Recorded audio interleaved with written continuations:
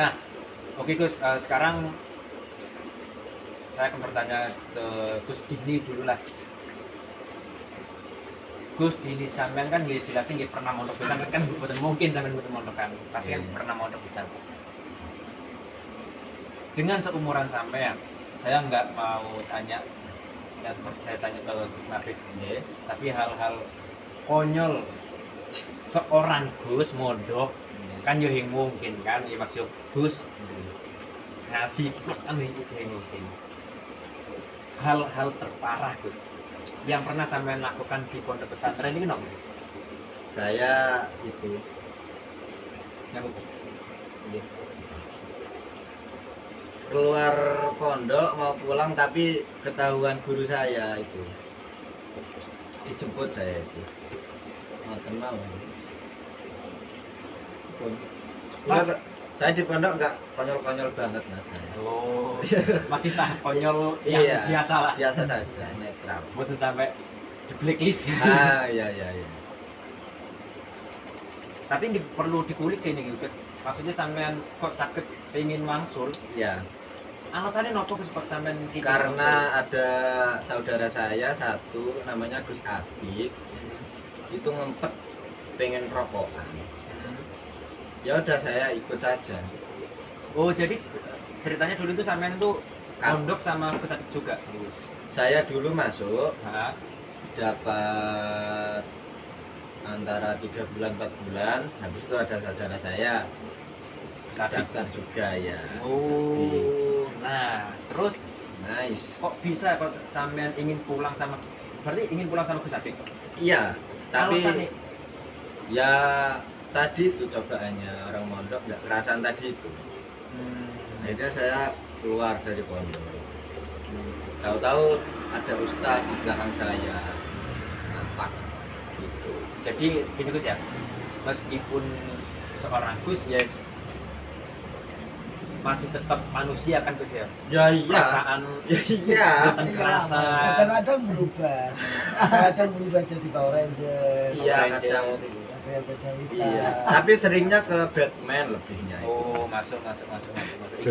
Iki mulai menit-menit ngawur Gus saya iki yakin iki. Tanpa Jam-jam arah. ngawur iki. Oke, yo diapuri pisan. Nah, pas kondisi sampean mau pulang, Iya. kan ketahuan Gus nggih. Iya. Sampean ketahuan sama Ustadz Pondok, pasti kan bakalan ada hukuman Gus. Pasti. Ini ku dihukum nopo Gus? Nopo hukuman nih santri yang santri Gus kali santri biasa niki? Oh, nggak ada beda-bedanya, nggak dibeda-bedakan. Sama Sami rata. masa sampean Gus tetap Sama rata ya. Nopo Gus hukuman waktu ini Gus? Saya itu di PP dijemur ya, dijemur. Biasanya di situ itu kalau santri habis sholat subuh kan baca rotib apa itu, kalau tidur itu dihukum. Zuhur kan panas-panasnya itu dihukum di halaman. Nah saya tuh ikut dijemur itu. Di PP. Hukumannya apa? Goreng. Iya. Dan itu waktunya nggak ditentukan. Nah, sampean sendiri Gus waktu itu berapa lama Gus? Saya nggak terhitung lama ya, hampir setengah bulan kayaknya. Di PP ini Gus? Yang ya iya gurunya kalau sudah bilang sudah ya udah. Oh, unik. Sampean kasus dijemur itu gara-gara sampean Keluar. ketahuan mau pulang, Iya, gitu kan? kabur. Nah, waktu dijemur itu nyampe hampir 1 bulan. Ya enggak satu bulan, maksudnya habis duhur kan jemurnya. Nggih. Ya itu Sampai ya paling 1 jam 1 jam. dijemurnya. Terus Besoknya lagi iya berarti kan sampai mak, sampai hampir 1 bulan. jadi untuk santri meskipun Gus ya tetap hukuman di podo. Iya Pak. Nah, itu kira-kira Gus yang sampean ingat itu sampai berapa hari Gus? 2 minggu. Iya. Pokoknya hampir setengah bulan ya. Lama ya. Lumayan. Keras. Keras. Mas yo Gus. Waduh, piye dukungan. Kecil lagi saya waktu itu, umurnya masih SD kayaknya. Enggak. Iya, Masih umuran anak sih gitu. iya. Oke. 6. Hal unik, hal unik. Oke, pertanyaan selanjutnya ini saya mau tanya ke teman kita Rizky. Rizky ini kalau di sini ini sebenarnya bukan santri, cuma dia apa bahasanya ya? Gandengane Gus lah. Dekengane Gus. Nah, tapi kan untuk Rizky sendiri kan pernah mondok sedikit. Pernah mondok. Riz kok katon Riz? Katon ya. Hah? Katon. Katon. Ngomong udah antar Riz. Pan mengarep Pak. Hal yang membuat sampean pesan di pondok pernah kan? Pernah pasti kan? Nah, maksudnya gini. Isun ki wis kudu mondok wis. Ya kadung kalau kasusnya kayak Gus Dini mau kan buatan kerasan. Katakan lek sampean iki iun kudu mondok iki. Itu apa, Riz? Hal yang membuat kamu pernah berpikir kayak gitu tuh apa? Dulu waktu SD itu gini ceritanya, kan hampir sama dengan Mas Hafid, Mas ini yang sama, nggak suka umum, nggak sekolah Introvert? sekolah umum. Lebih ke introvert niku napa buat Riz? Anu, Introvert ini yo seneng dewekan. Alasannya kok bisa iun kudu mondok ki? Alasannya apa, Riz? Dulu ada saudara saya namanya Nata. Nata, Terus setelah Nata itu lulus sekolah SD, dulu mondok kan ya 900. ya 900. Nah, saya ngeyel ingin ikut juga dulu. Terus dari orang tua, jangan dulu, setelah habis sekolah SD lulus kamu juga ke sana. Terus saya nggak mau, saya harus pindah dari sini ikut mondok. Jadi alasan pertama kamu ingin mondok itu sebenarnya hanya ingin ikut saudara, Iya.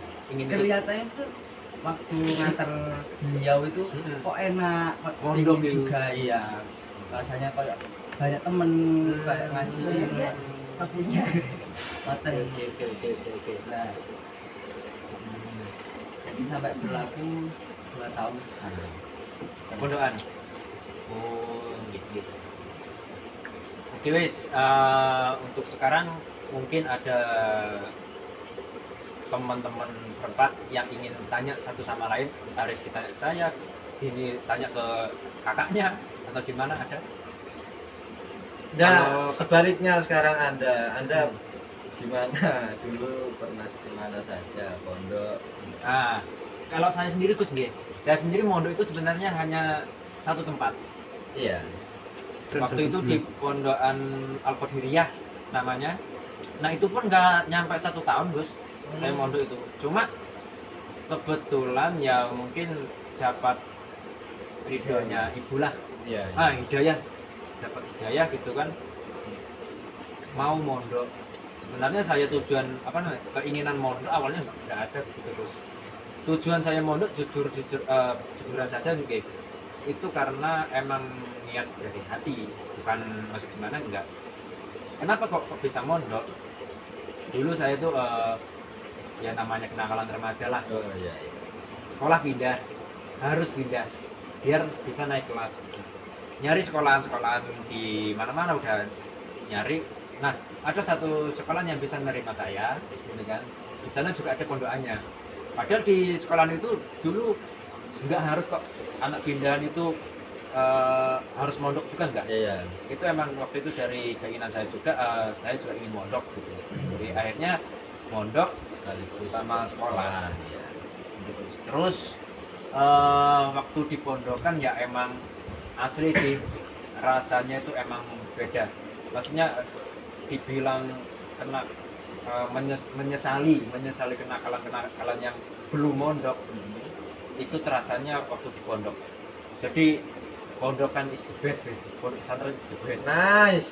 Very beautiful pokoknya. Setidaknya kalau mau apa ya, setidaknya kalau mau ingin tahu dirinya sendiri gitu kan, ingin tahu dirinya sendiri, menurut saya kalau bahasanya orang-orang zaman sekarang, kalau ingin mencari jati diri gitu kan, Oh iya iya.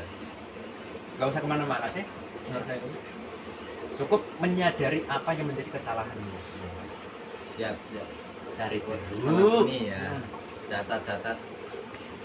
Oke, mungkin untuk teman-teman yang lain ada yang mau tanya ke siapapun, entah ke saya, Nafit, Rizky, ke sini, atau bahkan ke kameramen. Di Twitter ada yang tanya.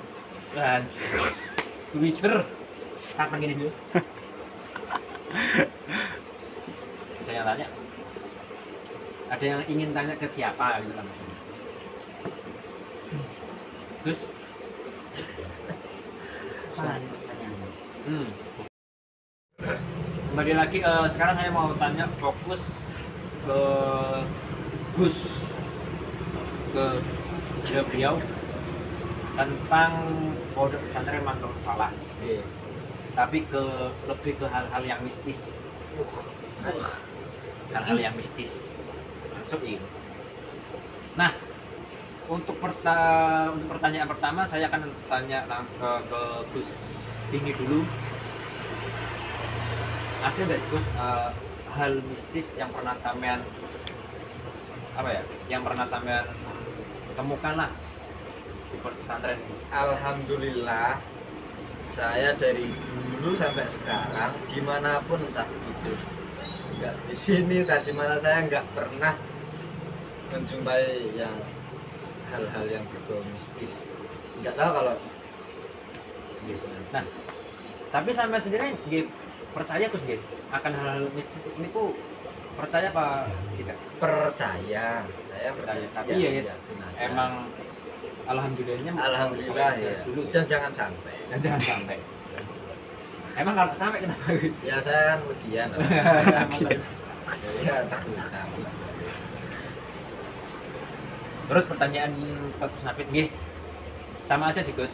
Pernah nggak sih Gus menemukan kejadian hal-hal yang mistis dalam pondok pesantren ini? Gus? Kalau zaman dulu sampai Dulu tuh waktu Gus Nafit sendiri tuh masih seumuran berapa sih Gus? Masih di perut. tahun-tahun 2003-an gitu. Ada nggak Gus hal-hal yang paling membuat Gus Nafit sendiri nggak mau lagi lah ke tempat itu gitu? Enggak sih Gus. Yes. Tetap los Gus. biasanya suka lari. Biasanya juga lari. Terus Gus,